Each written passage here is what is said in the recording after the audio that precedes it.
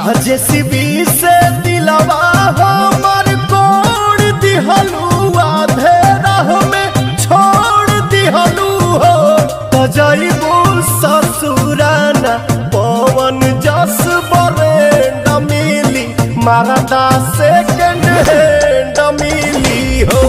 त जइबू ससुराना पवन जस बरेंड मिली मारदा सेकंड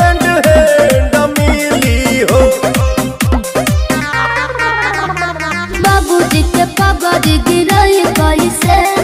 जगवा में नाम हंसाई कैसे काहे मोने मोने देत बड़ गहरिए जान बेचे के बहाने तारा कारिए जान तमिले खाती आई ससुरारिए जान बेचे के बहाने तारा कारिए जान तमिले खाती आई ससुरारिए जान। ता भैया ताम होते लूं